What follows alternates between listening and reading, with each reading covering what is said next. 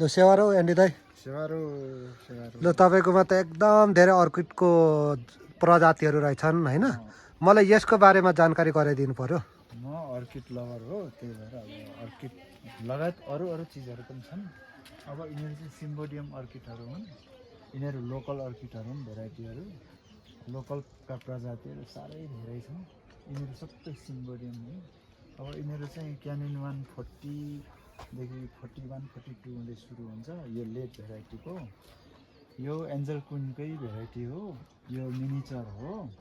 अनि त्यो लोकलहरू भए लगायत यिनीहरू चाहिँ विशेष गरेर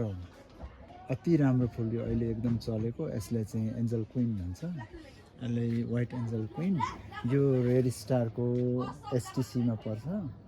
अब तिनीहरू मिनिचर भए अरू लोकलहरू भए चाहिँ एस्पार्गसको एउटा भेराइटी रोजमेरी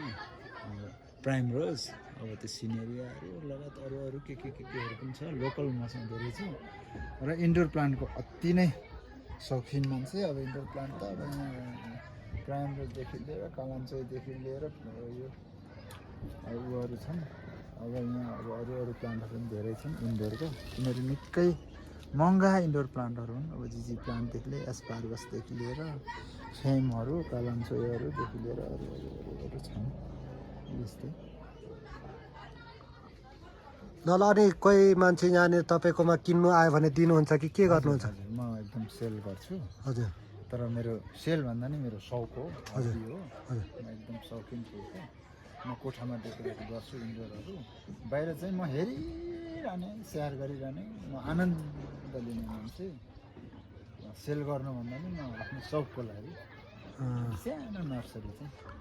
आफ्नै लागि सौकको लागि बनाएको ए हुन्छ यो मैले देखिराखेको यो यसको नाम के पो भन्नुभयो यो पहेँलो फुल्नेको नाम यो भनेको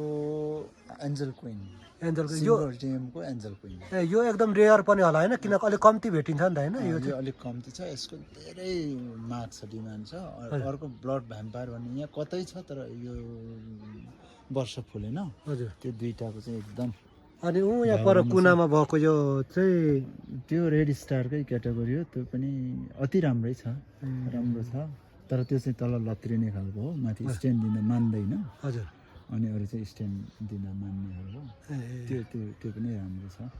ए ल लोकलमा धेरै राम्रो छन् धेरै राम्रा छ यो माथि झुन्डेकाहरू जति लोकल तिनीहरू फक्सटेलहरू हुन् अब यहाँ अनौठो खालको छ एउटा अर्किड हजुर यो मान्छेले चिन्दैन यो पेन्सिल अर्किड भन्छ यसलाई ए यहाँनिर भएको यो चाहिँ पेन्सिल अर्किड अनि ऊ माथि जुम तानेर हेरौँ त त्यो चाहिँ बेम्बो अर्किड हो एकछिन त्यो अति राम्रो फुल्छ ए